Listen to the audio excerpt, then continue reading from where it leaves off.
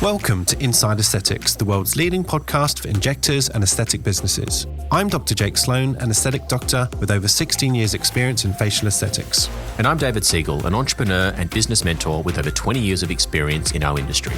Our podcasts are aimed at industry professionals, and any information or advice given is general in nature. You should consult with a healthcare provider before undergoing any treatment. You can also subscribe to us on Patreon for on-demand content for injectable and business education. Welcome back. Thank you very much. Have you missed me? Yes, actually. Oh, yes. Yeah. It's good. My life's been peaceful. I'm like, what's missing? Something's missing. Yeah. I'm way too the calm. headaches and drama and pain. Yeah. I'm back. Yeah. How was the Maldives? Is that how you say it? Is it Maldives? I think us English people say Maldives. Maldives. But I now say Maldives because Right. I'm half Australian. Right. And it's like a 76-hour flight there or something? It's not easy to get to, but it was great. It was fantastic. And we were in Thailand for a couple of days, dovetailing the trip. Very nice. And still working whilst you were away? Yeah, look, life never stops really as a podcaster and a doctor and whatever else I do. Yeah. What have you been up to? Consulting, working on IA partner offers. So we've got some interesting stuff that we'll talk about in a moment with a new partner over in the UK in relation to ultrasound. Cool. Patreon content videos, put a video up last week, which I probably should have split into 3 videos because it was about 45 minutes long, but it was broken up into 3 sections. And it was a discussion with one of our patrons about her business. So we spoke about financials, we spoke about bringing on the therapist into the business, how they go about it, what they should be looking at in terms of metrics for their business in terms of performance, and just growing pains and the stuff that comes up like time and time again with people in this space. So it's actually a really good chat actually. So shout out to Carly Heckendorf, who's a nurse here in Australia, and her practice manager. They came on, had a long chat, and thank you for participating in being one of our willing victims. Fantastic. Yeah, if you're new to our podcast and you're thinking, what the hell is Patreon? Patreon is an app that we use to sort of publish extra education and content. David does a lot of visual stuff with videos and business. Yep. I'm a little bit slack at the moment because I've been away, but I do all the injectable education and things like that.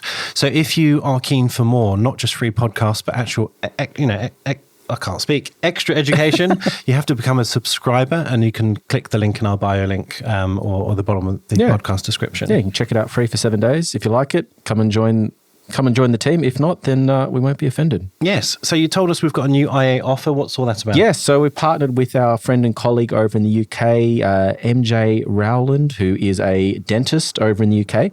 And she is an expert in ultrasound training for injectors. She's actually an injector herself. So we've partnered with her company, and essentially same deal as we normally roll with, which is IA10. Use that code when you check out at the cart, and you will get a free filler recognition course added to whether it's online training or she does in person as well. So this is all for ultrasound? Correct, yes. Fantastic. Yeah, I've actually played with some of the modules when we were discussing this offer a while ago. It's really good stuff. I know that there are obviously other online courses, but I think the more you do, the more sort of the penny drops, and the more those black and white and grey scale images make more sense. It's like decoding the matrix. Exactly. Now, let's introduce our special guest, David Eccleston, all the way from Birmingham in the UK. David, I had the pleasure of seeing you at ACE a couple of months ago in the UK, but I've known about your work for donkey's years, it seems. Even when I started, I think you were probably one of the most experienced people in the country. So tell us about your background, David. How did you get into this weird game of injecting? Wow. Well, first of all, to both of you, thank you so much for inviting me to be part of your podcast. I know of its reputation beforehand, and I'm equally honoured to be speaking to you. So, donkey's years. 29 years ago, I started injecting botulinum toxin. I was a GP with an interest in dermatology, and I was working in a local clinic called Laser Care. They specialised in removing tattoos and treating birthmarks and so on. And I was working with them for a couple of years. And then a product specialist, or good old-fashioned drug rep, as we used to call them, came in and said, "You'll never guess what they're doing in America. They're injecting botulism into people's faces." And I went, "What? Never." Yeah. So about a year later, the product was actually launched in the UK. It was off license. But I went down to London and was treated by a very well-known ophthalmologist, Jean Carruthers, and her husband, Alistair. And I was lucky enough to be one of the early doctors in the UK trained by the Carruthers themselves. And I rapidly realized that this was a huge addition to my armamentarium. So I think I was the first doctor outside London in the UK to start offering what we then called Botox, because obviously back then there was no choice. There was a British product which had a neurological license known as Dysport. Dysport being used for dystonia, and originally from Porton Down, which was the UK germ warfare establishment established in the 50s to look at the possibility of using botulinum toxins for germ warfare. But that proved to be pretty much impossible due to the fragility of the toxin in warfare situations. But anyway, I digress. I started using the toxin more and more. My patient list got larger and larger. I started training other doctors. And I started working very closely with Allergan in the pivotal clinical studies. And I was one of the original principal investigators in the glabella line study, and then the crow's feet study, and then the frontalis study. And I'm currently involved in a platysmal band and a masseter study as well. And I did exactly the same 3 upper facial indications for the Merz company and for Galderma, both for Dysport, which then was launched as Azulure, and also for Illusiense. And I'm also currently involved in trials with Nuceiva and another novel toxin, which I can't tell you about yet. So yeah, I have a wide interest in toxins, and I'm still involved in clinical studies and trials, and have been lucky enough to have some fairly well-reviewed presentations and publications in some of the major journals. So I love toxins. It's really the centerpiece of what I do, and it shows no sign of stopping. Yeah, fantastic. Is this time we should do a disclaimer now before we start jumping into the meat of the topic? Well, yeah, I guess so. I think it's worth saying, David has very well illustrated that he is actually an investigator of all of the companies, or many of the companies anyway. But this podcast is not sponsored by anyone, and we're going to be talking about a new toxin that's launching here in Australia in about 2 weeks. And David will be on his way on a plane pretty soon, I think, to present at A24 to talk all about it. But that product is called Nuceiva. It's called Jeuveau in the States. But the reason we do these Tox Talks unsponsored is, one, because none of the companies will give us money because it's not compliant, but 2, that affords us to talk off-label, a lot freer. Yeah. And the shackles are off. The shackles are off, exactly. I want to wheel back to your training with Gene Carruthers. That's pretty amazing. What was the training like? What did you do? And how silly does it seem now compared to 29 years ago? Well, back then it was all very much done per rota. So we all used the same dilution. We used exactly the same number of units, and it was very much painting by numbers. Mm-hmm. So thou shalt use 20 units of Botox in the glabella and 12 units each side in the crow's feet. And back then the frontalis dose was 20 units. Yeah. And of course, we would see quite a lot of patients with this sort of heavy-looking brow or this central brow ptosis, because many patients don't need that higher dose. Yeah. But back then, it was very much about training up lots of people to do it safely and correctly, but very much a standard recipe. And certainly what I found through my experience and both training others and being trained by others, there is no such thing as the right dose for a certain area. I practice what I call Couture toxins.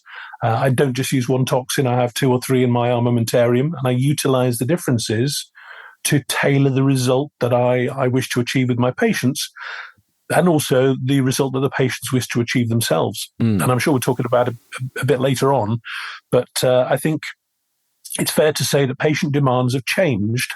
And also we have different cohorts of patients, some of whom want the old-fashioned frozen look, but now certainly the millennials and the younger patients, they don't want to look frozen. They want to look airbrushed. They want to look like the best version of themselves, but they don't want their friends saying, oh, yes, you had your toxin again.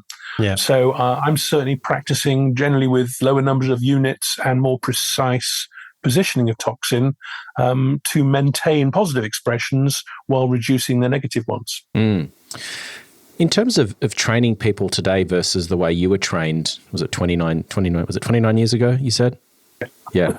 Sorry to rub it in. How has your approach changed to training people? Because I think that you see a lot of people that do very brief introductory training courses that will encompass some toxin training, a bit of filler training, some complication management. This is how you reconstitute high layers. This is what you're supposed to do with it. But I feel, and we've spoken about this lots of times, that toxins, I think in some ways has been disrespected. It's sort of just glossed over. This is the indication. This is where you stick it. This is how many units. But it seems like, and what you're alluding to is it's quite an art form. And so how's your training changed today versus 29 years ago? Yeah, I think one of the things that really hinders proper training in the UK, and I'm sure Jake will be aware of this being an expat, is that anyone in the UK can inject toxin. And when I say anyone, I mean your cleaner, your gardener, the white van man, the guy who puts the tiles on your roof.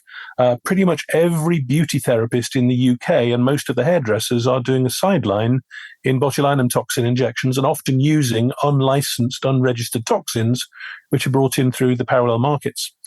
And they make a lot of money by running 1 day or 2 day courses and charging rock bottom prices, £500 for a day's course, which I suppose is about 1,000 Aussie dollars. And then these students are sort of thrown out onto the market and start injecting all and sundry. Now, of course, the problem is that no one's ever going to die from a misplaced toxin treatment.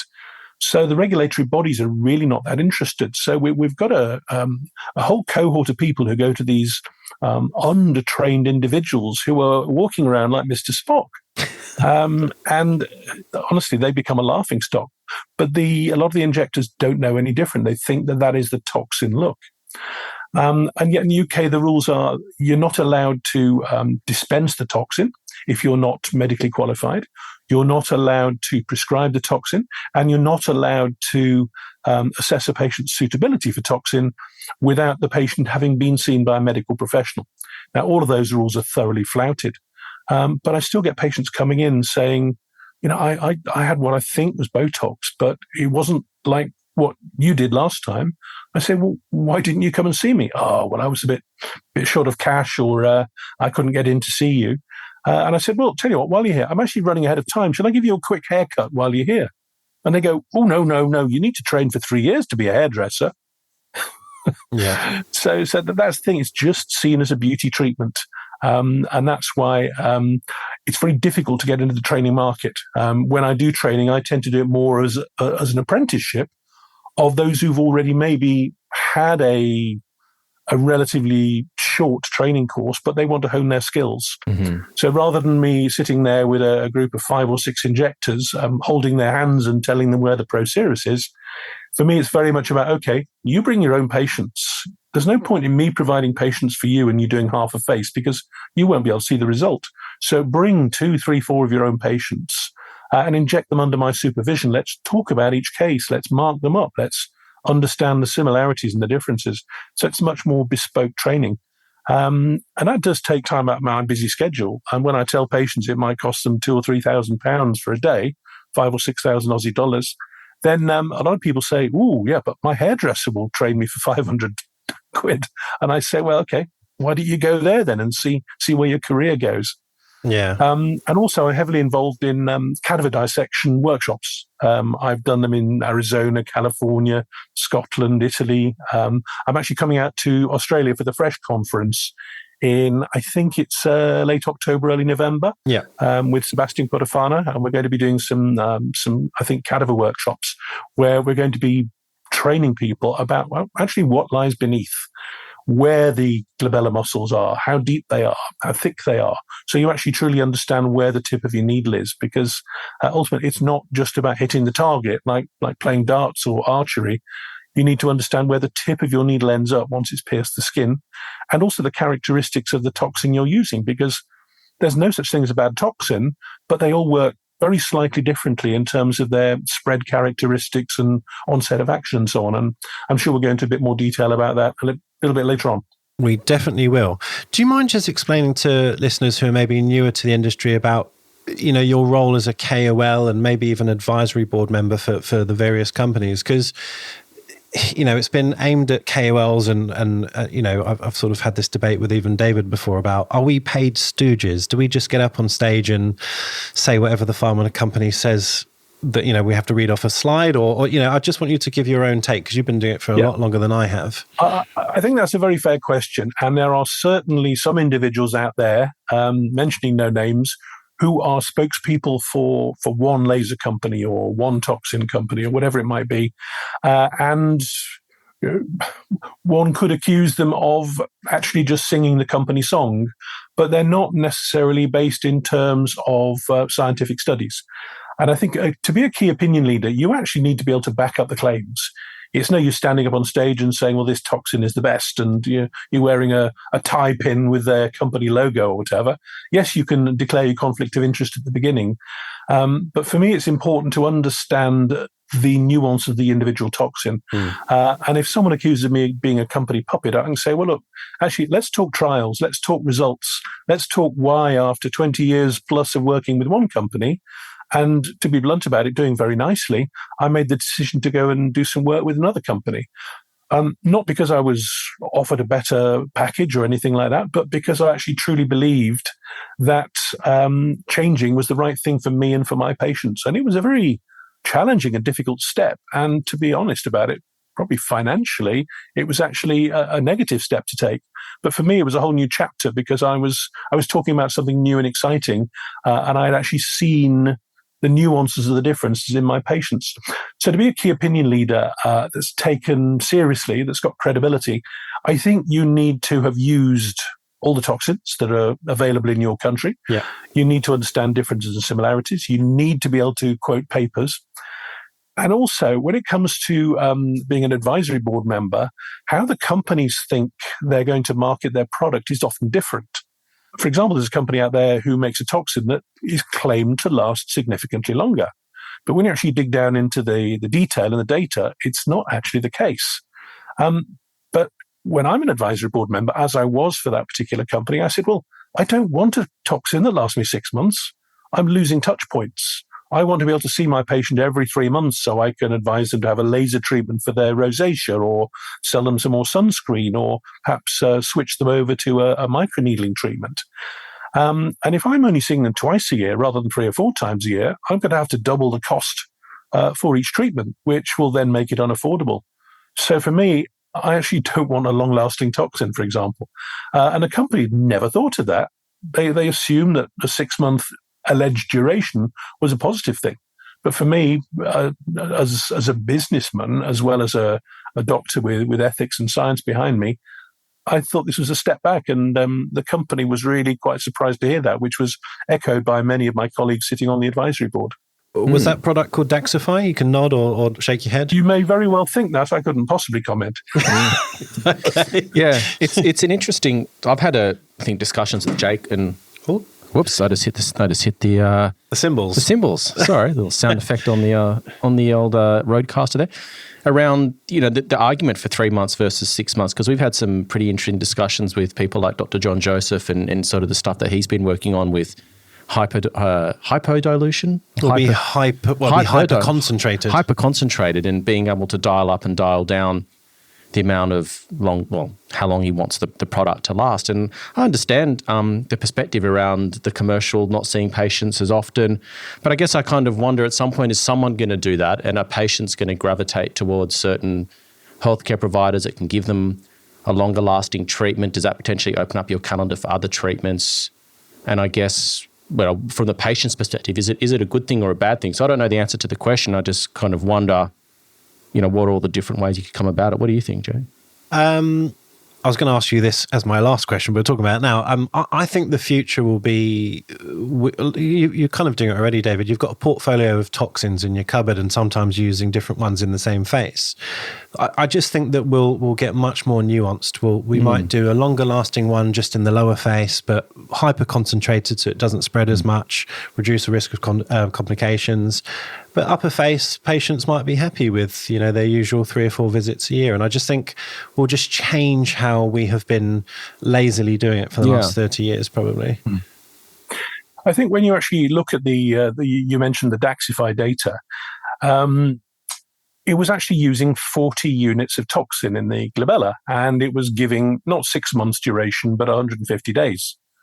And then you look at Allergan, they did some variable dose studies in the glabella, actually led by the Carruthers. And surprise, surprise, when they put 40 units in the glabella, it lasted 50% longer.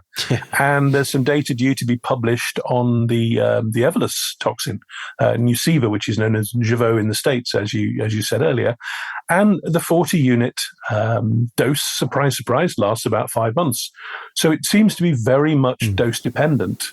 But it's not just about the number of units. It's about how those units are delivered. So you mentioned the nuancing thing. Forgive me if I'm running ahead with things here, but the way toxins work is they're all proteins. And unlike making a chemical drug in a lab like, I don't know, ibuprofen or a beta blocker or whatever, where you're using a chemical process to formulate a drug, with a toxin, you are extracting it after a fermentation process. And all the toxins work in the same way. They cleave the SNAP25 proteins on the neuromuscular end plate and stop degranulation of acetylcholine. But the actual characteristics of the protein, which is in most toxins combined with complexing proteins, they all work very slightly differently in their behaviors within the tissue. And I can go into a lot more detail, perhaps a little later on, of explaining why the toxins are different. It doesn't make them better or worse than each other. It just means that unless you understand these nuances, you won't necessarily get the results you're expecting. And I found that making the switch for me, and certainly for my patients who've been universally supportive, I've just found that I can do more with the Nuceiva toxin. I found that it seems to work a little quicker, it seems to last a little longer, and it also seems to stay where you put it. And I think the reasoning for it working quicker is because more of the toxin stays where your needle tip is. Now, that's great if you're a technically advanced injector and you know exactly where your needle tip is. But conversely, if you are using a toxin with very little spread characteristics and you don't place your needle accurately, then you're going to get suboptimal results. So I tend to say that for me, I describe it as using a sniper rifle. If you're a good shot, you'll hit your target every time and you'll kill it stone dead. But some of the other toxins, or even if you're using a tight toxin, as I call it, with a small field of effect, but if you hyper-dilute it, you will make it act more like a shotgun. So you get this scattering effect. So if you are, should we say, a lazy injector or a hopeful injector, then you can get a generalized freezing result, which, as I said earlier, some patients like. But if you want true precision, particularly in areas where you don't want localized spread, lower face and so on, then you want a product that stays where you put it. And that's one of the reasons that I've switched my product loyalty so much. I like that analogy. The snipers and the scatter bombs or scatterguns. It's a problem that a lot of injectors seem to have, is moving from one toxin to the other. And then they'll say, oh, it doesn't work, or it's bad, or I didn't get the same longevity. I think there is an underappreciation for the nuanced and technical differences between how you move from one toxin to the other. Do you find that people struggle with that with the people that you're training, David? Yes. I mean, the UK market, I don't know how it compares to the Australian market, but we have so many toxins and we have loyal injectors who've used the same toxin for 20 years, certainly like I did. And those who flip-flop between toxins depending upon what the special deal is and which paper they've read for breakfast that morning. So as far as I'm concerned, understanding the nuances is critical. And I would say that we've got this sort of one unit description of toxins, and it's reckoned that most of the toxins, 1 unit of one is roughly equivalent to 1 unit of another. I'm talking Botox, Couture, Jeuveau, Nuceiva, Placebo, etc. And it's only when you look at Illusions and Azulure where they have a different type of unit. It's the Spaywood unit, which there isn't really an internationally agreed conversion rate. Some say it's 2.5 to 1, 3 to 1, 4 to 1, whatever. If you're using a 4 to 1 dilution, it's more expensive. If you're using a 2.5 to 1 dilution, it's cheaper. But no one really knows. But with the other toxins, it's a reasonable assumption to make that 1 unit of Botox is the same as 1 unit of Nuceiva. But even looking at that, my personal experience is that not all 1 units are the same as all the other 1 units. And I can only talk about my experience, but I feel the German toxin is probably slightly shorter lasting, 1 unit for 1 unit. I find that Nuceiva and Botox are probably almost exactly the same in terms of duration, but there have been some studies out there, which is what first led Evolus to form as a company back in, I think it was 2015, where this novel toxin came out that later became Jeuveau Nuceiva, where it was a direct head-to-head comparison with Botox, which did show a tendency towards increased duration of action and faster onset. So, and that was using 1 unit for 1 unit. But I personally feel it's the behavior of the toxin itself and the way it's injected, rather than the units necessarily being different in terms of value and efficacy. And the last thing I would say is that if you don't understand anatomy, particularly in the frontalis, then if you have a toxin that does not spread, then some of the early adopters were getting the feeling it was fantastic for glabella, great for crow's feet, particularly good for lower face, but they were struggling a bit with the frontalis. Simple reasoning for that: they weren't injecting in the right place. We know that the innervation of the frontalis muscle is on the posterior surface of the muscle. So unless you're deep enough, you won't get a result. And if you're leaving a series of blebs subcutaneously, then you're going to get a suboptimal result. So I use the 5 Ds. Drug choice, which toxin to use. Dose, how many units have you chosen toxin? Dilution, how much do you add in terms of saline to the toxin itself? The more volume, you'll get a greater spread effect, which is why we use a 4 cc dilution for hyperhidrosis, for example. Depth of injection, because you need to know where your muscle is, which is why understanding thickness of skin, anatomy of muscles, etc. Medial glabella, of course, deep. Lateral glabella in the corrugator, very superficial. And then last of all is direction of needle. If you go vertically in, you get deep quickly.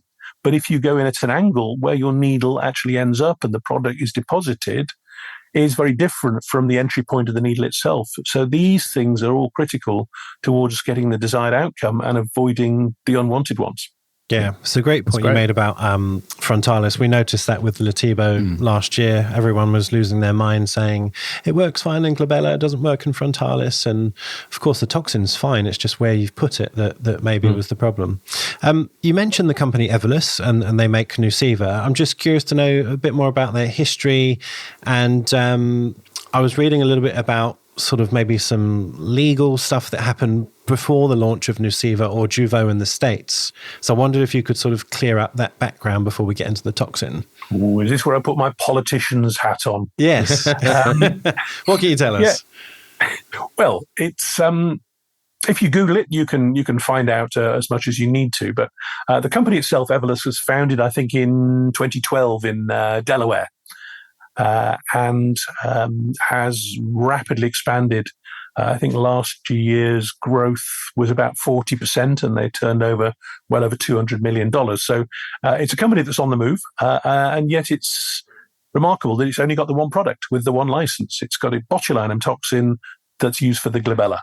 So very much a one-trick pony, but this pony is winning the races at the moment, and it's taking market share every quarter. The question about the legal side of things, well, I think it's important that we go back to the first studies. And the reason Jeuveau eventually was launched in the States is there were a couple of scientists who were previously working for Allergan. And they saw some very interesting data coming out of Korea, which was a head-to-head study comparing the botulinum toxin that we now know as Jeuveau and Nuceiva, but in Korea at the time was called Nabota, comparing it directly to Botox. And the studies clearly showed a greater percentage of patients were getting onset of action with 2 days, and nearly twice as many patients were still seeing a result at 150 days. Now, this was set up as a non-inferiority study, so you can't claim superiority at the end of such a study. But when you actually look at the distribution curve of the positives, I think 29 out of the 33 parameter studies in terms of patient satisfaction, physician satisfaction, overall positivity in terms of the patient's mood improvement and so on, I think 29 out of 33 parameters were shown to be statistically significant for the new toxin. So that was what piqued the interest of the scientists. And they looked at it in more detail, and eventually the product was launched roughly 4 years ago, but it was reformulated. So Jeuveau Nuceiva is not Nabota. Nabota is made by a company called Daewoo, and this is where the story started, because I think it was in about 2017, 2018. Allergan had a partner at the time called Meditox, a Korean company, and they accused Daewoo of stealing their strain. Yeah. So a big legal case came, and it was actually Meditox suing Daewoo for infringement of patent.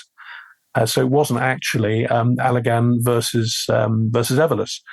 So there's lots of arguments going on, and I think in Korea it was found for the plaintiff, and I think in the States eventually in about 2019 it was thrown out.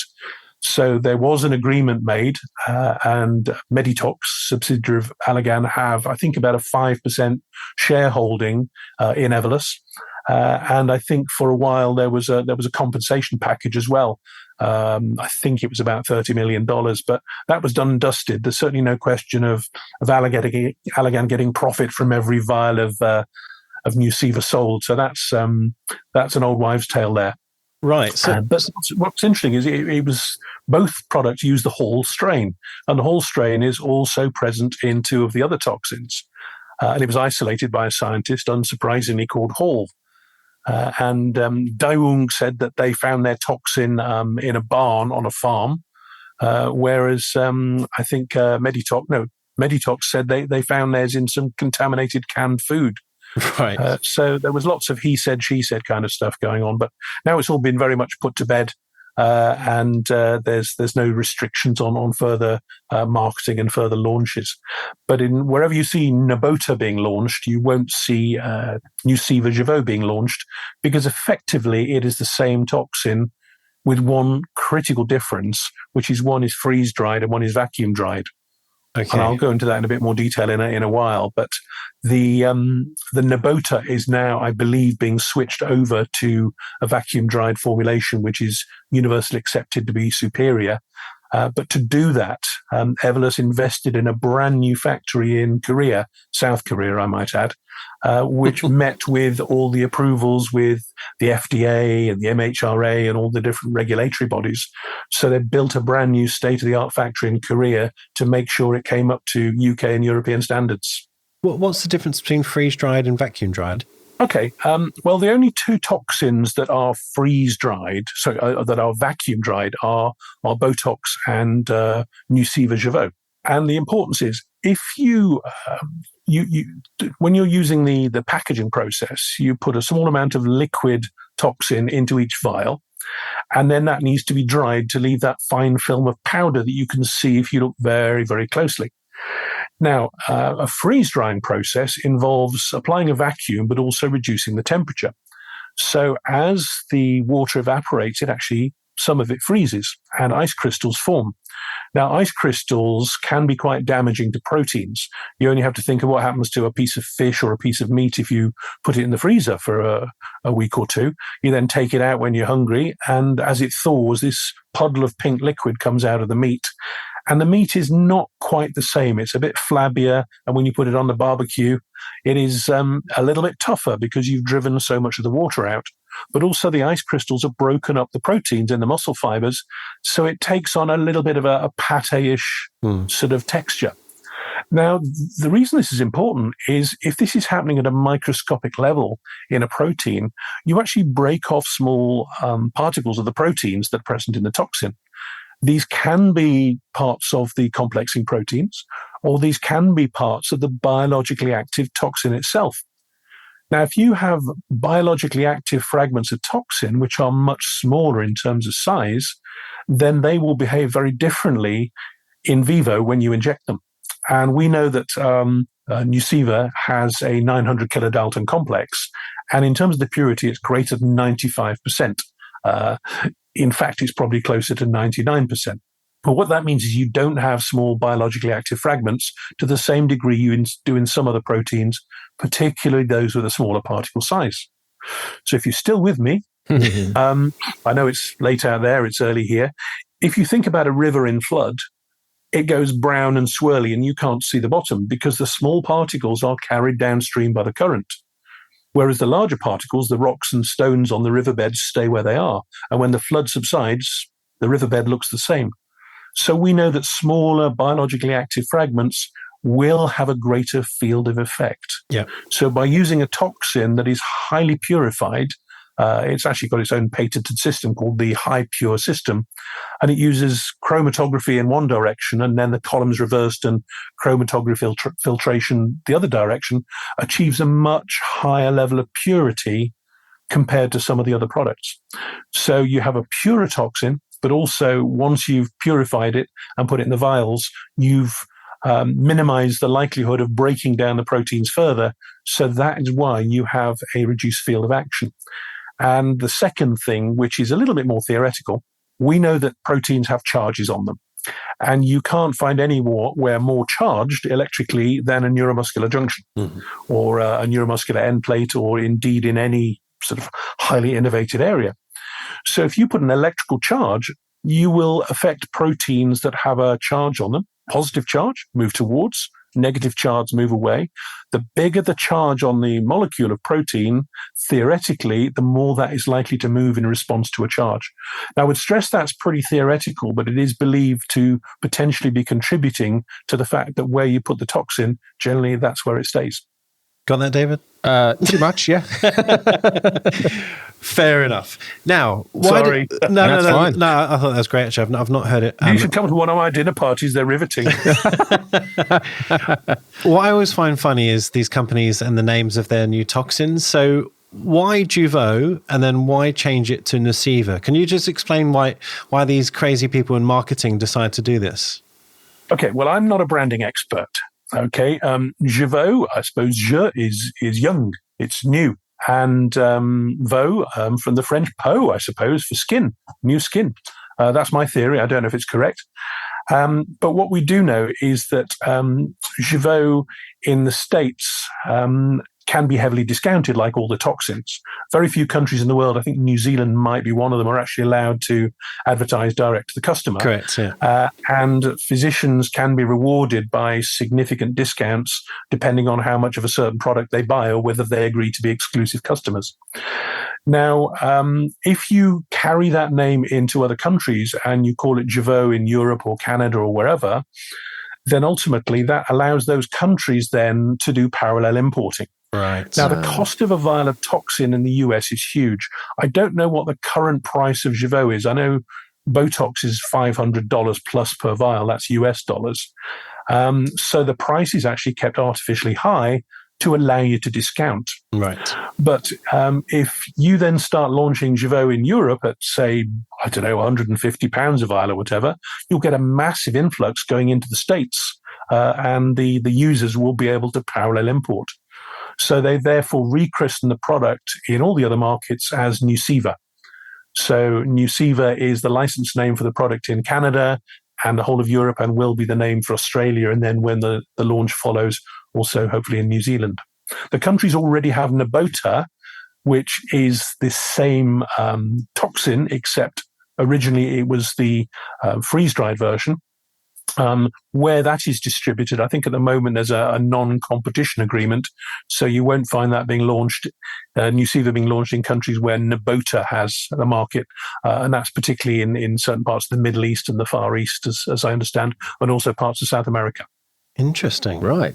And how does it come prepared? Like it's obviously in a vial. How many units are in there? What does it sort of... Okay, well, certainly in the UK, it has a license for 20 units in the glabella, and the smallest vial they do, and the only one available in Europe, is a 50-unit vial. So here's one I prepared earlier, in a box like this. Fantastic. Yeah. Open the box, pretty much like any other toxin, and it's got a vial with a nice sort of pink cap on it, like this. Yeah. And then cap flips off. But what I like is on the top of it, you've actually got a ring pull. Oh, cool. So you don't need one of those devices to yank it off. Well, exactly. So you don't need one of those sort of Kebby decappers or some forceps or whatever.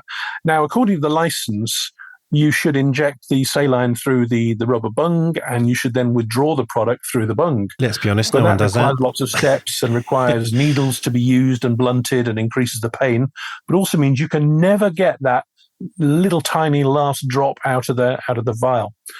So although it is outside the license, all my patients, I will dilute the toxin and then I will pop the vial cap off. And that allows me to withdraw every last drop of toxin, but also not to blunt my needle, making the procedure much more comfortable for the patient. So I do like the packaging. I think it's a clever little tick in terms of convenience of using the product. The only downside is it's a 50-unit vial. So in a busy clinic, I might get through 30 or 40 vials in a day. That's a lot of mixing. Yeah. But they can't launch a 100-unit vial unless they had a neurological license or a multiple area license. And as far as I'm aware, there's no trials at any advanced stage which are suggesting they're going to be looking at other indications. I'm often asked why. My view is, well, most of the toxins we use at most have 3 licenses: glabella, crow's feet, and frontalis. We're using all of them off license in platysma, in masseter, in lower face, and so on. So I think the company made the decision, well, actually, do we really want to invest millions and millions in trials when everyone's using everything off license anyway? So I don't think another license is going to come anytime soon, but it's a 50-unit vial. Okay. Yeah, my understanding will be a 100-unit vial here in Australia. Oh, really? Yeah. Okay. Yeah. Yeah. Great. I had a question and it's gone out of my head. Oh, yes, Reconstitution. Off-label, I'm assuming you would use preserved saline. What do you do in your own clinic? And what are your thoughts on normal versus preserved saline? So going back to what we said earlier about the 5 Ds, one of them being the dilution. When the Azulure liquid toxin was launched, the Luzience, I did the original trials on it, and I remember years ago when I was doing the injecting, the patients were finding it so painful. They were saying it's like being stung by a bee. Yeah. Because to make up a product ready-made, you cannot use bacteriostatic saline. You have to use normal saline, which means the pH is different, the buffering is different, and therefore the pain is greater.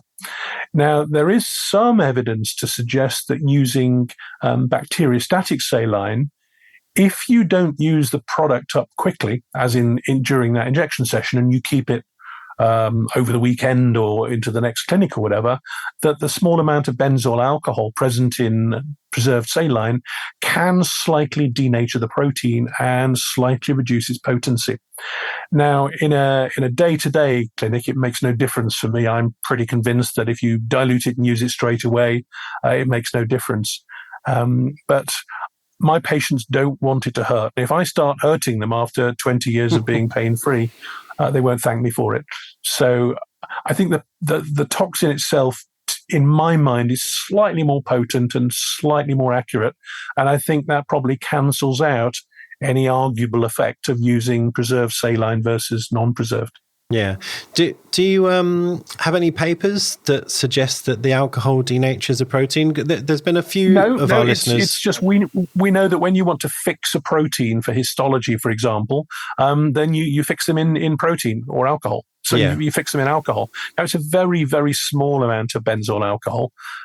So I'm certainly not going to quote papers that I don't have. Yeah. Whether the studies have been done, I'm not sure. That's something that maybe your viewers might want to Google and tell me when I come out in a week or so. Well, I'll tell you why I asked, because there was this thing doing the rounds on Instagram, I don't know, a month or two ago, where an injector, I think he's based in the Middle East or maybe Egypt, was saying that he treated a ptosis, so a heavy brow or a lid, with preserved saline. It didn't make sense to me, but he was saying that it somehow, broke down the toxin effect, and it made no sense to me whatsoever. But nevertheless, there were people reaching out saying, "Hey, is this true?" And I said, "Well, it seems like bullshit, but I don't know. I don't want to sit here and say something that I don't have the evidence for." Yeah, we know that any toxin injected in and around the area of a neuromuscular junction is absorbed into those NMJs and is effectively fixed to the SNAP25 protein complex certainly within 4 hours and probably within 30 minutes. Yes. So if you've got someone who's got a Prabotulinum 5 days later, that toxin is not going to be affected by injecting preserved saline into the area, in my opinion. The science just doesn't add up. Yeah. And that toxin, once it's locked into the neuromuscular junction, it's not going anywhere. It is like super glue. Yeah. It's not going anywhere. It can't be broken down. And we know the toxin itself is not broken down. It's just the neuromuscular end plates resprout. Yes. So, it's not as if the body fights it off and denatures it. It just, we resprout like pruning our roses. Oh, I'm glad you agree with that. I thought, have I missed something here? Is there something weird going on that I don't understand? But I'm glad you agree with me. So you said pharmacologically, it's the same core neurotoxin, 150 kilodaltons, and then you have the complex proteins around it. So how does that differ from, say, Botox or Dysport, for example? Why is it different? Right, well, we know that the particle size in Dysport, there are various particle sizes. Some smaller active particles, some larger active particles, which is what gives the product its distinctive spread. Yes. And Allergan won't thank me for saying this, but I've always used Dysport for hyperhidrosis, purely because of that effect. Yeah. If I want a very smooth, shiny forehead, or I want good coverage of hyperhidrosis, I want to use a toxin that actually spreads and gets every single last little sweat gland or NMJ. So I'm actually using a perceived disadvantage of the toxin to its advantage. And like I said, as far as I'm concerned, there are no bad toxins. Yeah. But I mentioned earlier that it's not just the actual standard particle size, but it's how that toxin is treated during the drying process. Yeah. And for that reason, Botox being the only other toxin that is vacuum dried, I think it's going to be easiest to switch from Botox to Nuceiva because the behavior of the toxins is almost identical. I would say that Nuceiva has a slightly tighter field of effect, which requires a slightly better knowledge of where your needle is. And it probably kicks in a little bit quicker and lasts maybe a week or so longer. But it's the thickness of a piece of paper between them. Yeah. But to me, the most important thing was what my patients said. And I'm always very open with my patients. I do quite a lot of medical legal work. And there's been a couple of cases where someone signed a consent form, for example, for Botox. And they underwent treatment with a different toxin. And one of the cases I remember, they actually had Azulure. Azulure, great product, use it myself. But the patient developed a ptosis, and they looked into it. The lawyers got hold of the papers and said, well, hang on, you signed a consent form for a specific brand. It wasn't just botulinum toxin, it was Botox. And yet you're injected with a product that is known to be different. So you did not consent to this product. And she actually won the case. Yeah. Purely because she'd not signed a generic consent form. So when I am consenting my patients, I always consent them for botulinum toxin. And when they say, what's that? I'll say, well, look, when we were little, Mum did the hoovering. No one does the hoovering now. You don't do the Dysoning or the sharking or whatever else your brand of vacuum cleaner is. You do the vacuuming. Vacuuming's the generic term. So now I'm going to use botulinum toxin on you, and I'm going to choose the toxin depending upon the result that you want to achieve.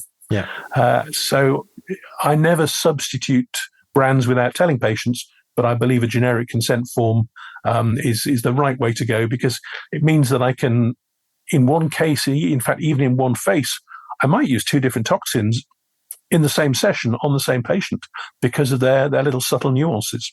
That's a good business question, because David used to own a number of clinics and they hold 3 or 4 toxins. And this is very anecdotal. I'm not going to throw anyone under the bus, but I know for a fact that, for example, when Placebo was launched last year, lots of injectors jumped to it because it was cheap.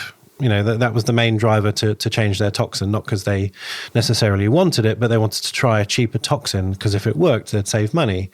And some told their patients, I'm trying something new, and some didn't. I personally find that unusual, but what would you say from a business perspective? What would you expect your injectors to be doing and saying? In terms of whether they've what product is going in? Well, I've just put myself as a patient. I think I'd want to know, to be honest with you. But then again, it's a difficult one because, as David was saying, you're the doctor or the nurse or whoever it is that's injecting. Hopefully not what'd you say, your roof cleaner, David? Probably not. Hopefully not one of those people. So are you making your best medical judgment, and by having a generic consent form, you're sort of giving yourself the option? I don't really know what the answer is, to be honest with you. I think ethically, probably the patients want to know. I think I'd want to know. And certainly if you're not covered with the consent form, you definitely are leaving yourself open to some medico-legal lawyer coming in and finding an angle to potentially make your life difficult. Then you've got also the issue of insurance as well. Is your insurance company going to cover you if you haven't informed the patient correctly? So there's a lot of potential issues. So I think that you probably should let the patient know 100%. Just to mitigate your risk. And then that sort of potentially raises another question, David, which is lots of people will report that when they try a new toxin with a patient, there's this placebo effect that goes on where they sort of, in their mind, they've sort of made the decision that this toxin's not going to work as well, or they become hyperfixated on it. And all of a sudden it didn't work, or it didn't work as well. And then the next time they don't tell the patient and it works fine. So do you know what I'm talking about? These patients sort of get fixated on a brand, and then it can somehow miraculously alter the outcome based on what they think it's going to do. Yeah. Yes. My patients were a huge part of my decision-making process. I was very open about it. And I said to my patients, would you like me to do the same as I did last time, or would you like to try something different? I didn't actually mention toxin at that point, and one eyebrow goes up if they could still move it. And they would say, "Ooh, tell me more." I say, "Well, look, there is a toxin which I've just started using, which the studies suggest might kick in a little quicker and might last a little bit longer." And they then say, yes, but is it more expensive? And I go, no, it's the same price. But what I'd like is, if I am going to use this new toxin on you, I want you to WhatsApp me tomorrow a picture of your facial movement and the next day, and I want honest, critical feedback. And if you don't like it, next time we will go back to what we treated you with before, whatever that was. And the WhatsApp started coming through, and certainly the presentation I'm going to be giving when I come out to Australia shows some very, very convincing results at 24 and 48 hours. And many of my patients find within 48 hours they have full onset of action. And that was something I'd never seen before, which is quite extraordinary. And this fits in with some of the trial data I mentioned earlier. So the patients were spontaneously saying, wow, this is different. This is incredible. And they loved it. And they'd, of course, pre-booked their appointments to be reviewed 3 months later. And they were coming in saying, well, I've come in because I've got my appointment booked, but I don't think it's worn off yet. And they were feeling, again, with feedback, and I had to wait 3 or 4 months to get the second tranche of feedback, was, it definitely seems to last a week or two longer. And all the patients that I treated, that first cohort of maybe 40 or 50 patients, by the time I completed my sort of full cycle analysis, I think only one of them wanted to go back to what I'd used before, and the rest of them have stayed on the new toxin, to the point where I would say it's 95% plus of my clinical use in terms of toxins. And to be clear, you were using Botox mainly previously, yes, and then you converted them to Nuceiva. Yeah, and the thing is, Botox, fabulous product, and I used to get the most wonderful results with it. But my personal experience, and most importantly, the feedback from my patients, was that they preferred the new option. And I think because I'd done so many clinical studies and measured so many parameters and photographed them and looked at durations and done patient satisfaction questionnaires, I was able to really drill down into real data. Rather than just anecdotal stuff from patients who were giving me sort of blurry feedback. So I was very analytical about it. And for me, that's what made it all the more impressive. And going back to your earlier question, I think that's what gives you more credibility as a KOL or a advisory board member, when you've actually used and studied all the options, rather than just been using one or two products, and therefore you haven't understood the full spectrum of available options. Yeah. So how does it compare, like sort of head to head? Let's talk about Botox, because it is the gold standard globally. It was the first product on the market, so everyone knows it. Everyone knows how it works. So you've mentioned that your patients and have reported faster onset, potentially longer lasting results. But in terms of treating a patient with one versus the other? Like, how does it compare? What are there any differences that you're doing in terms of injection technique? Yeah, what do people need to know? I was finding when I started using Nuceiva, I was finding that the glabella, it was like a sucker punch. These patients, bang, within 2 days, the glabella was sorted. The patients really, really liked that. I did struggle a bit initially with the frontalis, and that was my bad, not the product, because I was probably scattergunning like many colleagues do. And I had to go back to my anatomy and actually rethink it and understand why the glabella was lasting 4 months, the crow's feet were lasting, but the frontalis in some cases was moving a bit sooner than I wanted to see. So I then changed my injection technique. And because the product has a tighter field of action, I was also injecting in more sites. So, for example, in a male frontalis, I might put a row of 5 injection sites across the top and then 4 injection sites in a sort of prolonged zigzag, depending upon the width of the frontalis. And that way I was getting the result I needed. And I was injecting deep. And deep in the upper frontalis really hits those NMJs.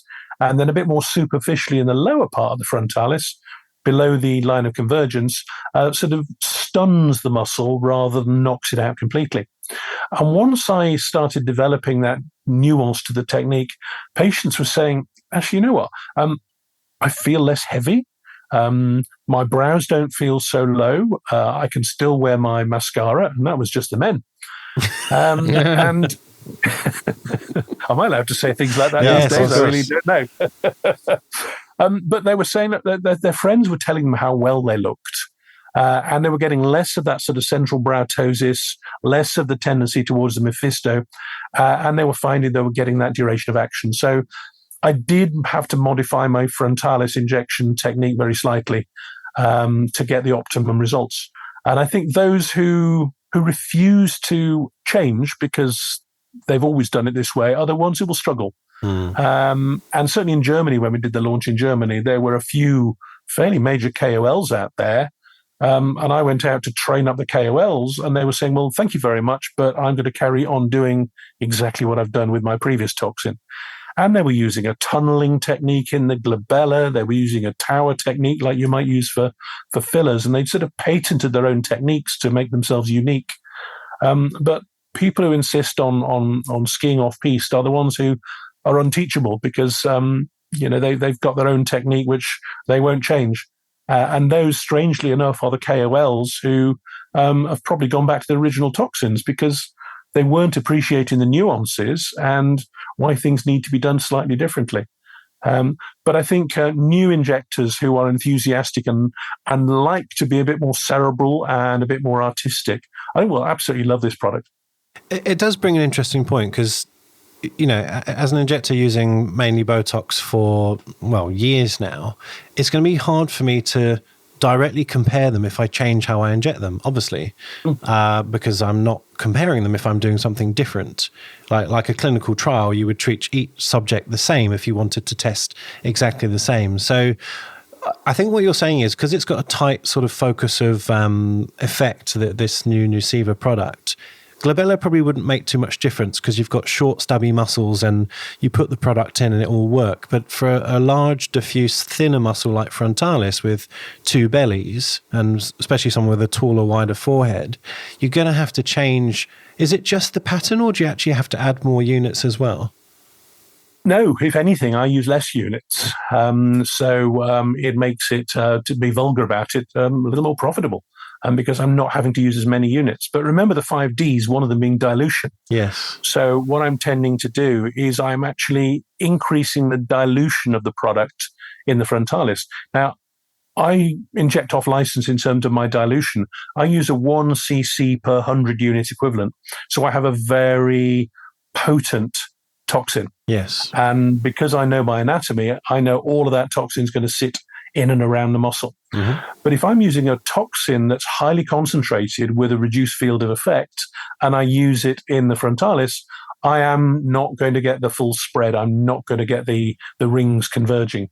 So I will tend to double the dilution back to 2 cc per 100 unit equivalent, or sometimes even more, particularly in a tall forehead.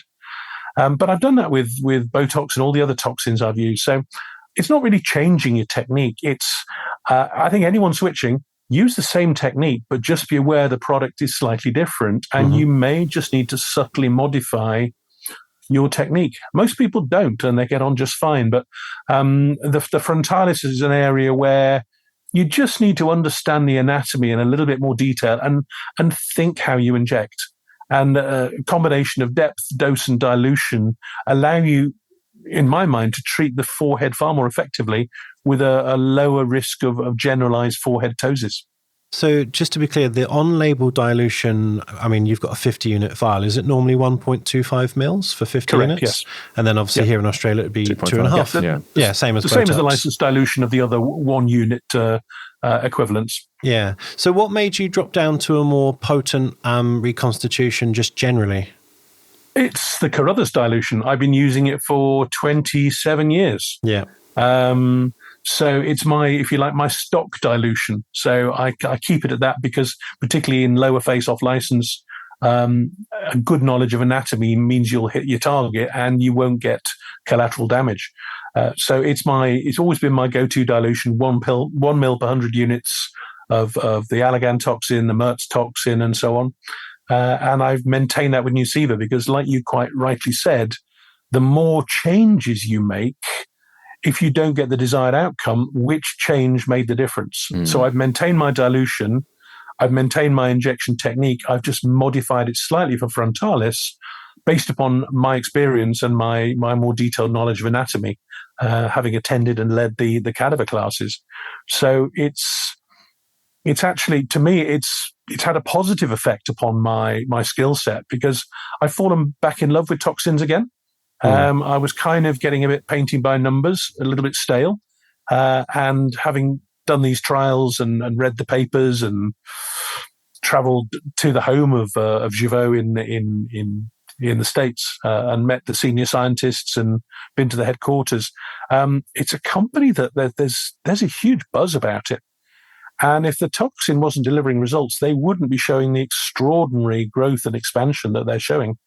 And also what's interesting is the talent they're attracting, both at the top of the company with the scientists and also the grassroots with the product specialists and the drug reps, as we used to call them. They are all going from other companies because they want to be part of this, what can only be described as a new way of marketing a product. They actually call themselves a performance beauty company rather than a pharmaceutical company. And you may have noticed from the marketing, Jake, when you came to the conference a few months ago in the UK, the marketing is focused on fun with a sort of a serious undertone. But the people seem to be having fun, and they carry their customers along with that fun feeling that they're generating from their marketing and the people they've recruited. Yeah, it's interesting. I actually had the pleasure of going to the headquarters in, is it Newport Beach in California? Yeah, I met Rue Evelar, who's the head of research and design, and I saw what was happening there, and it's quirky. It reminded me sort of what would probably happen in a Google office. It's very fun and big communal kitchens and that kind of sort of vibe. But I was wondering how the marketing would work here in Australia because we're very tightly regulated, and you can't make medicines fun, and you can't be seen to be luring people in. So I'm curious to see how they do it here. They're going to launch, I guess, in a couple of weeks when you're here. But I reckon it might have to be tweaked a little bit. Yeah. We'll see. It's an interesting space. So we just spoke about the sort of head-to-head with Botox from, I guess, a therapeutic or medical perspective, but how does it compare commercially? So, buying it versus buying Tox, you said it lasts slightly longer. So has that decreased your patient return? Are you charging more for it? Just walk us through the commercials of it. In terms of the cost in the UK, the standard price for Botox, including the VAT tax, before any sort of bulk discounts, is £152 per 100 unit vial. And for Nuceiva, it is a few pounds less. But off the top of my head, I'm not sure.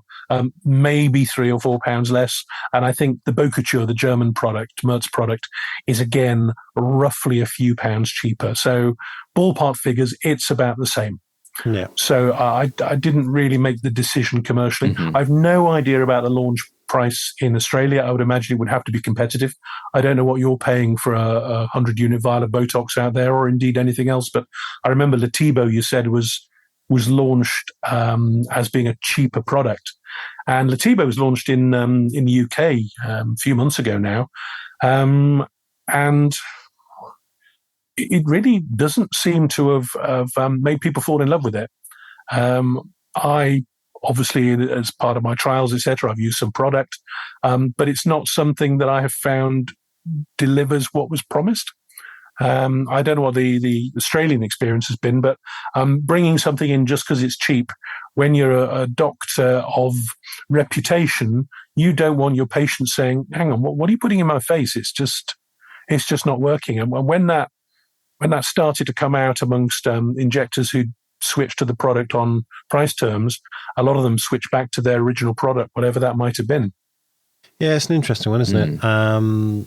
What were your sort of murmurings and thoughts about Placebo from the injectors that you spoke to? Because some people loved it. Some people, again, the same problem area frontalis, I think, is what people reported, like having longevity issues or just not working in certain areas. So but I speak to some people who absolutely love it. Yeah. Like, there's friends of mine that are the KOLs that swear by Xeomin. So I don't know. I mean, I haven't heard anything terrible about it. I haven't heard any sort of major disaster stories. Some people loved it. Some people tried it, went back. And it's now just another product in the market. Yeah. Yeah. I mean, we did a Tox Talk similar to your chat that we're having, David, with Saeed Hack, who's the KOL from the UK, about Placebo. And, he shared his injection pattern for frontalis, and it's very different to anything that I've ever seen before. So, different pattern, bigger sort of boluses of units per dot, and higher units, sort of closer to 20 versus, say, 10, and an average forehead. So, again, I don't think it's the product that's the problem. It's understanding how to use that product.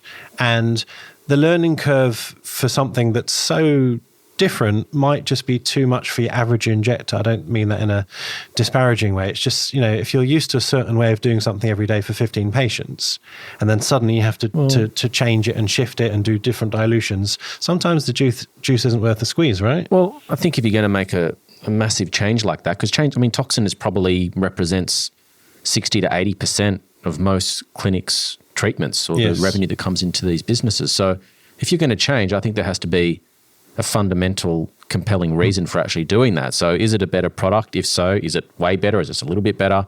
Is it commercially way more viable? But if you do make that decision, then you probably need more than just one training session. You probably actually need to dedicate time to understanding the nuance differences. You sort of owe it to your patients and to your practice. And to yourself. Yeah. Can you imagine the amount of complaints and reviews you're going to need if everyone comes back saying my frontalis isn't working? Correct. So your reputational damage as well. Absolutely.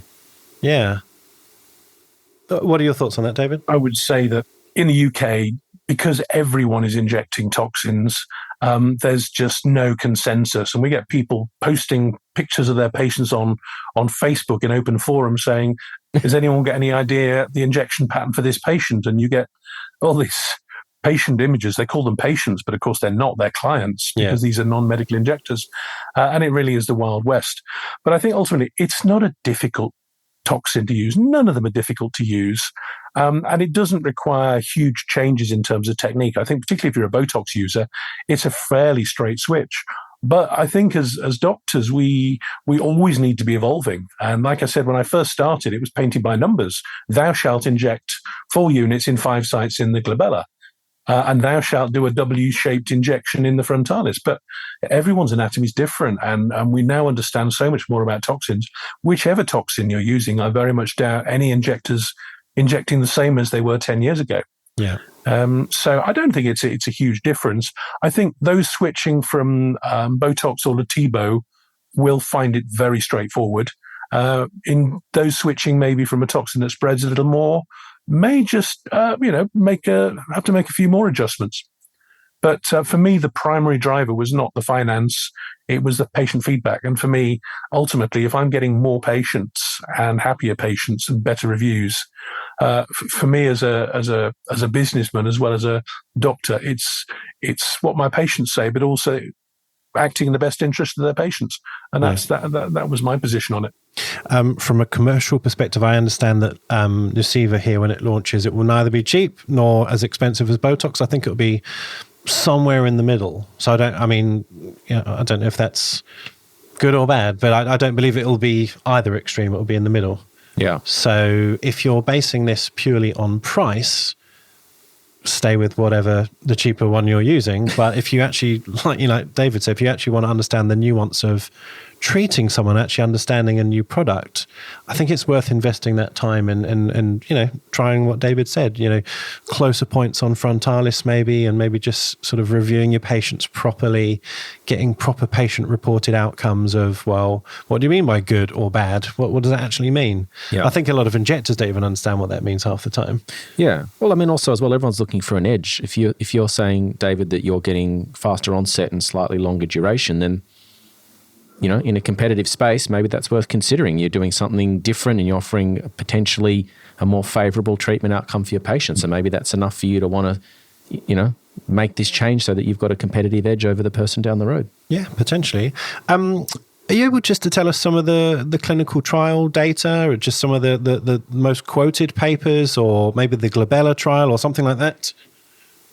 So there are numerous trials out there, but the pivotal ones were the early one when it was a trial against the freeze-dried formulation of the toxin compared to Botox in about 2015. And that was a non-inferiority study, as I mentioned earlier, which was the one that first showed the slightly earlier onset of action and the slightly longer duration of action. But then some interesting studies came out in the last year or two. These were the millennial patient studies. Excuse me. Now, we know that the millennial patients are the most demanding. They know what they want. They're prepared to pay for it, but they want results. And if they don't get the results they want, they're the first ones to complain. So it was a blinded study was done. In fact, there were 2 studies done, and it looked at patient outcomes, physician-declared outcomes, duration of action, satisfaction, overall feeling based upon a patient feedback questionnaire. And these studies showed significantly greater satisfaction from this millennial group compared to the older patients with Nuceiva. And in fact, I think it was at day 14, day 30, and day 60, or day 30, 60, and 90. Forgive me for not having the tip of my fingers. 100% satisfaction compared to high 90s for the competitor product. For the other group. So the millennials in particular were happier with Nuceiva than the older patients.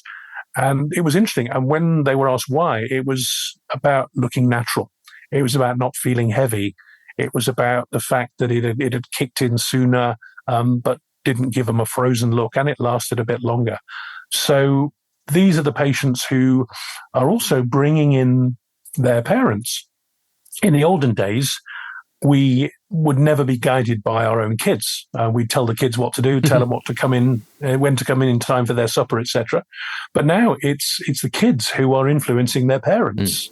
And this millennial group is hugely powerful, because if they like a product, or they like a technique, or they like a style of music or cuisine or toxin or whatever it might be, they influence their parents. So I'm now finding these millennials and the millennials, some of them are in their late 30s, early 40s now. They're actually bringing their friends, their relatives, and their parents for treatment. So they're actually driving the business forwards. And I found that's the fastest increasing population in my current cosmetic practice. Yeah. Interesting. You mentioned, I think you mentioned that they've done obviously trials on glabella, but you don't think it would be sort of financially viable or worth it to do the other ones. Is that correct? Well, I personally think it would. Yes. But having spoken to people in the company, it is certainly not their priority. Right. They are growing so fast, I think 40-something% year on year, that their argument is, well, do we really need to invest millions in these studies? I may be speaking out of turn.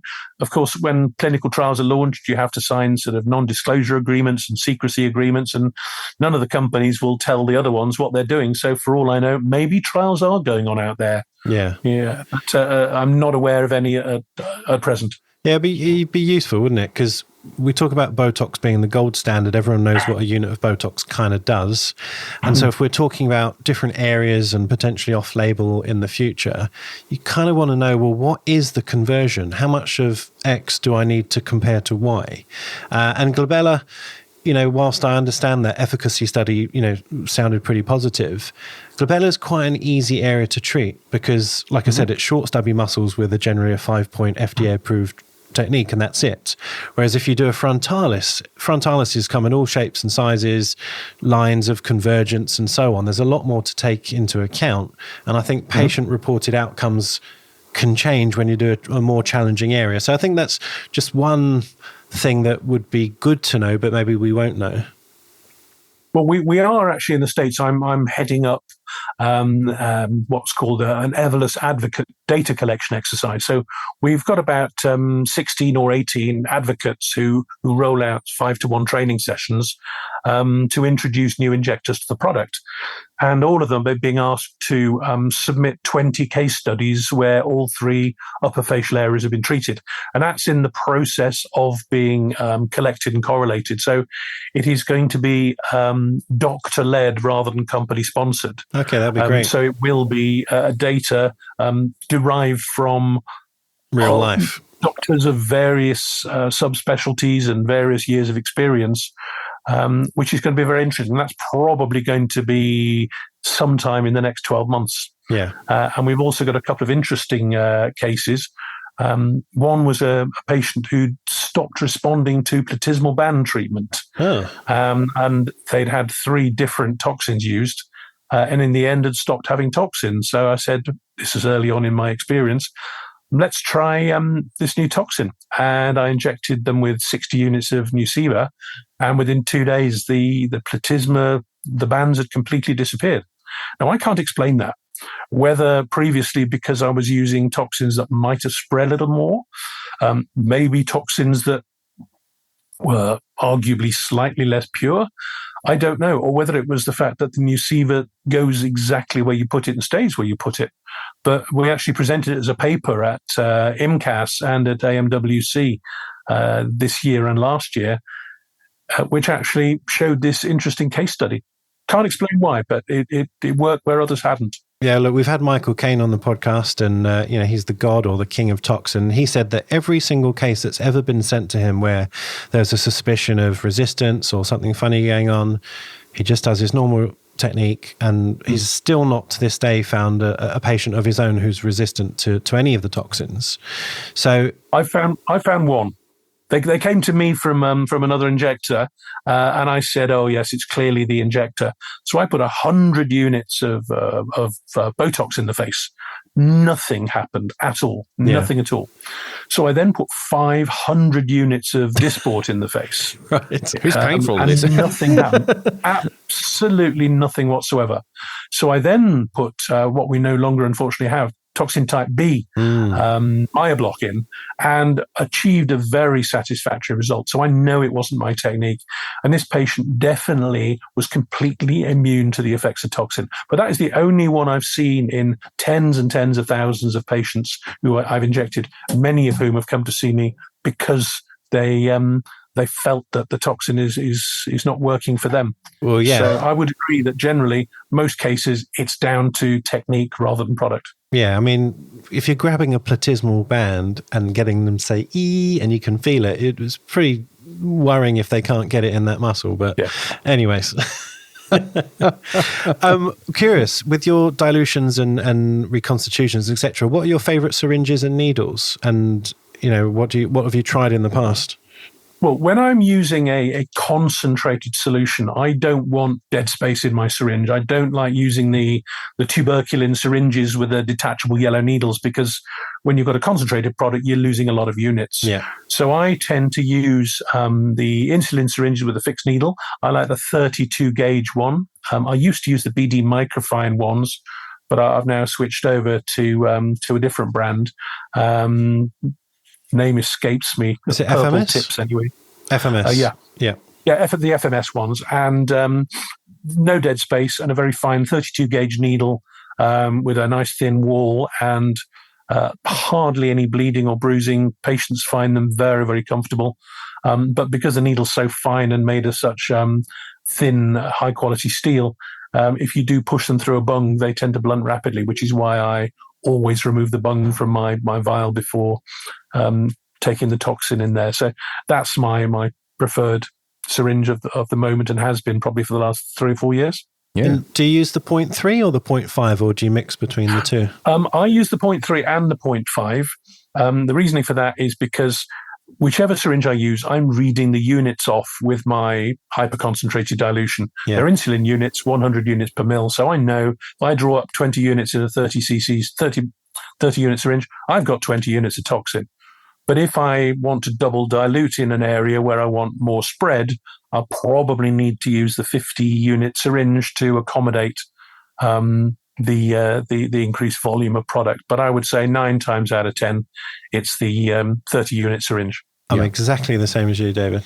Exactly the same. Must be right then. Yeah, well, I don't know about that. I mean, I have to say, I maybe I'm just mal-coordinated. I don't know. I find it very hard to be accurate using your reconstitution of, 100 units in 1 mil. It's very hard to, have the accuracy. I'm sure, once you've been doing it for 29 years, you get used to it. But some people, they find that the bung in the syringe sort of sticks and then they overshoot. So at your reconstitution, you do have to be careful, and it's easier with the on-label reconstitution. Yeah, no coffee. Yeah, definitely no coffee. Yeah, no, I would absolutely agree. I think the new syringes certainly have a smoother barrel action, and you're less likely to have that sort of sudden plunge where you put too much product in underneath the eye or wherever you might be injecting. But I think new syringes certainly negate that to a large extent. Yeah. But with new injectors or those switching, I always say, look, stick to your current dilution. Don't have too many variables when you're trying a new product, because if there are some differences, at least you'll know why it's behaving differently. Yeah. I guess before we sort of wrap things up, it'd be remiss if we didn't talk about your standard aftercare when it comes to toxins in general, because people have got different rules. Massage the face, don't massage the face, can't stand on your head, can't do hot yoga. What's your aftercare advice for your patients? Right. My aftercare advice is very simple. I say, I prefer you not to touch the area for the next 24 hours. So don't have your eyebrows plucked, don't have a facial, and don't go to the gym on the way home from the injections, purely because you're probably likely to sweat and you're going to start mopping your brow. But tomorrow morning, you could go bungee jumping, whitewater rafting. If you want a glass of red wine tonight, that's absolutely fine. I think we know that within 4 hours, any toxin that's not been absorbed into the muscle has been washed away. So you probably could go to the gym that evening. But my feeling is, look, take it easy. If you start pumping iron, then you're more likely to bleed. You're more likely to bruise. So just take it easy tonight. Glass of wine's fine. But these patients who say, you shouldn't fly, you shouldn't sleep on your face, all this is absolutely no basis. Stay upright for 4 hours. Whatsoever. That's the old-fashioned technique. I've got patients who are still terrified of moving less than 90 degrees from the Earth's surface in case their Botox is going to move around their face. And I'm like, you really don't need to do that. But they've been told, 20 years ago by someone when toxin was started here that they can't move, they can't breathe, they can't do anything. And, it's amazing how those things still stick. Yeah. Yeah. Well, that's how it goes. How do you explain to your patients about pregnancy or the likelihood of pregnancy and toxins and indeed fillers? Like this comes up regularly in WhatsApp chats and Facebook groups, and I've got my own take on it. But what do you say to your patients? Right. Well, we know that, bearing in mind that toxin is in that individual patient for 3 to 4 months. and a large percentage of our patients are fertile females, that inevitably some of them are going to get pregnant. Yes. While the toxin is effective in their bodies. And we also know that this group of patients may come and have toxin and then have a positive pregnancy test the following week, when they may have been pregnant or would have been pregnant at the time of injection. I'm not aware of a single paper that has proven any link with the treatment of botulinum toxin of any variety, which has led to any fetal problems at normal doses. In terms of breastfeeding, again, there's very little evidence of any significant amount being present in breast milk. What's interesting is when we do see some cases of reduced response to toxin, it's now believed that it's due to babies or young toddlers eating honey. And that's why we say that honey should not be fed to babies under the age of 6 months, because honey often carries botulism. So babies who are exposed to honey earlier on often develop antibodies to the toxin, which means 20 years later, when they start having cosmetic treatment, they may be less than perfect responders. Right. But babies are exposed to botulinum toxin in so many ways that the risk posed by breastfeeding is small. But when it comes down to it, medico-legally, God forbid something awful happens, a late miscarriage or a fetal abnormality, they'd be coming for us. Yeah. Even though there's no evidence for it. So I think it's just the right thing to do. The baby in utero cannot consent to a non-essential treatment. And therefore, I think it's wise to say, look, if you know you're pregnant or if you are breastfeeding, look, just don't have the treatment. Yeah. Not based on evidence. It's just common sense. Yeah. Unnecessary risk. 100%. I mean, pregnant women will do anything in their power to protect their baby. They'll change their diet. They won't have heavy metals in fish. They'll do many, many things. So why would you put a drug into your body, even though you've said it's low risk of any problems? But it just seems one extra thing that you could do to be safe, right? Yeah. That makes sense. So, yeah, why not? Well, we've kind of covered this at the start, but let's end with the future of toxins, not just Nuceiva, but just in general. Where do you think we're going with toxins? Are we going to be doing the same old kind of treatments for the next 100 years or not?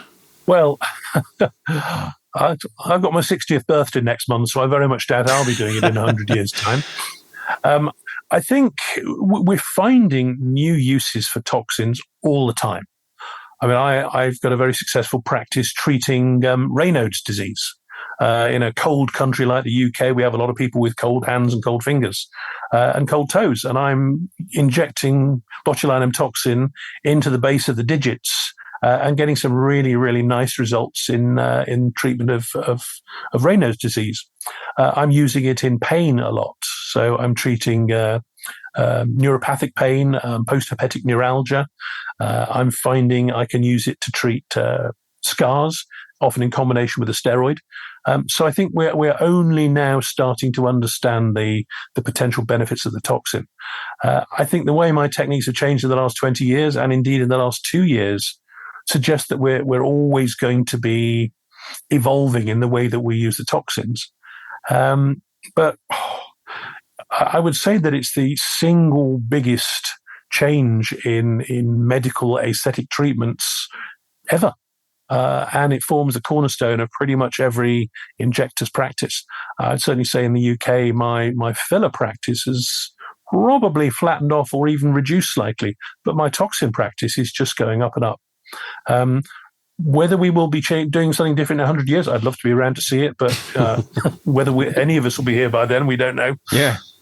Do you have any knowledge on the topical toxins? I know that was sort of tried a few years ago and then they sort of abandoned it. But well, the problem is that there's so many variables being introduced. If you have a topical toxin, yes, it may be potentially effective for things like hyperhidrosis, etc.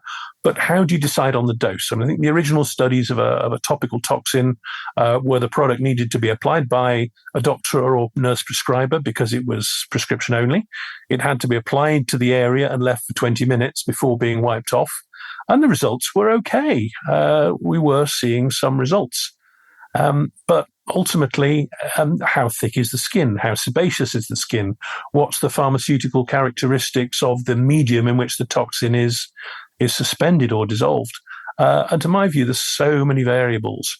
And bearing in mind how many of us as injectors have self-confessed needle phobics who actually still wince through their needle phobia in order to get their botulinum toxin fix. I can't imagine that the rather clumsy application of a topical toxin is ever going to be a thing certainly in my professional career, because we're moving more towards precision rather than using a sort of a rub the cream in the area where the wrinkles are and hope for the best.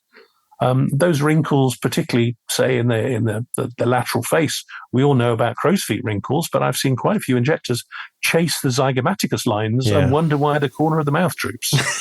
So just rubbing a cream on all the wrinkles, I think if it does penetrate the skin, then we could actually be seeing more and more collateral problems rather than less. Yeah, agreed. You already mentioned your thoughts on maybe longer lasting toxins potentially being a bit self-defeatist, but what about shorter lasting toxins? Well, there is a type E toxin which is currently being trialled. Again, I can't tell you where or by who, but I actually turned down the opportunity to do part of the trial because it acts so quickly that the trial required the patient to be monitored for 36 hours. And they had to be in the clinic and they had to have photographs taken every hour. So it would have meant me camping out in my own clinic overnight and finding patients who were prepared to spend 24 hours in my clinic. Yeah. And I actually thought, you know what, I'm too old for this game.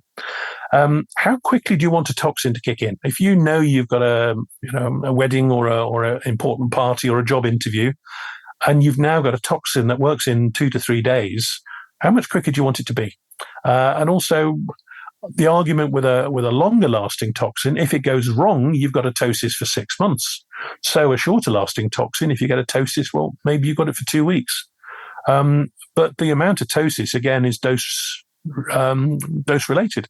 So if you have a tiny amount of toxin spreads into levator palpebrae, we normally say that'll last between 2 and 8 weeks, depending on how much toxin has moved downhill. So again, that's a reflection of injector skill and technique rather than the toxin itself. So long answer to a short question, I'm not particularly bothered about a shorter acting toxin. Yeah. It's interesting. You mentioned that Nuceiva seems to work potentially quicker compared to some of the other brands. I mean, I've never had patients who particularly care whether it's 1 day, 2 day or 3 days, it's going to work and it's still going to take probably a week, if not 2, to reach its peak effect. So when you have, let's say, like a toxin E that works in hours, but you get a complication, I think that could be much more difficult for the patient to handle versus something that's slow onset over a few days or a few weeks. And I think that we're going to see different psychology with these new toxins of how patients perceive problems, but also, like you mentioned, you might have to change the cost. If you're going to get double the result, you're going to have to double the price. Otherwise, what's the point as you as the injector doing that? So I think that it's more than just the pharmacokinetics. It's actually everything around it and the patient psychology that's going to change as well. And that could be difficult to handle. I think. Going to be interesting space to watch. Yeah. Yeah, I think I'd agree with you there. If it ain't broke, don't fix it. Yeah. I think we've just had 20 or 30 years of the standard 1 week or so onset, 4 months-ish duration. To change that, it might be good, but it's going to take a long learning curve to get used to. So watch this space. And when you've got a busy clinic as well, I mean, it's fairly easy to slot someone in 2 weeks for their review appointment after their first treatment. If you've got a toxin that kicks in 24 hours, I'd be struggling to find an appointment the next day. Yeah, fair point. Agreed. I mean, there may be potential use where you combine the E and the A, so you get the immediate result, but it still lasts 4 months. That's another thing that people might start playing with as well. But if you've blocked the neuromuscular end plate with a fast-acting toxin, then the slow-acting toxin is not going to bind because they're going to be blocked off already. Yeah, but apparently it cleaves the SNAP25 somewhere different, or I can't remember the exact difference between the E and the A, but they work on slightly different targets. But yeah, you're right. Maybe the end result is the same. So anyways, we'll find out when Toxin Type E launches. We'll definitely do a Tox Talks on that one. Only a matter of time. Yeah. Well, David, we look forward to seeing you in person in a couple of weeks. This podcast will actually be out 2nd of August, which is in the middle of the conference. So hopefully people will come up to you and say, hey, I heard your podcast and want to meet you and talk to you. But do you know what your talk's going to be sort of entitled? Do you know what you're actually doing here in Australia? I'm still liaising with Stephen Liu, who's organising the conference. And I think there's going to be a sponsored part, which is a sort of a symposium sponsored by Evolus, talking about the clinical studies and the clinical trials. And we can only talk on license about glabella. Yes. But then there is a non-sponsored section where I've taken a video of a patient of mine and treated upper facial areas. And I'm talking through the technique in a 3-minute video. Brilliant. So I think that's 2 things that I'm doing, but whether there's any more, I'm waiting to hear. Fantastic. Well, we'll catch up for sure and have a coffee and talk in more detail. I don't know if you could supply us with any of the papers and maybe even any other sort of bits that we can give to our subscribers so they can actually see some of the things that we've referenced in this podcast.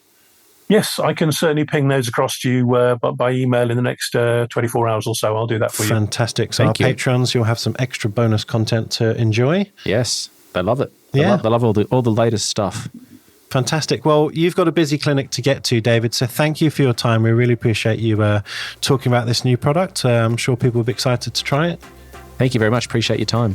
Absolute pleasure. Been great talking to you both. Thank you. Take care. Safe flight. See you later. For our latest news, follow us on Instagram at Inside Aesthetics Podcast.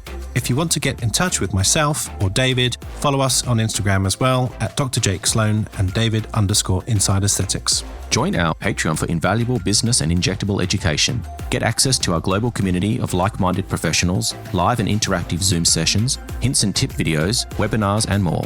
Head over to www.insideaesthetics.com/Patreon for more information.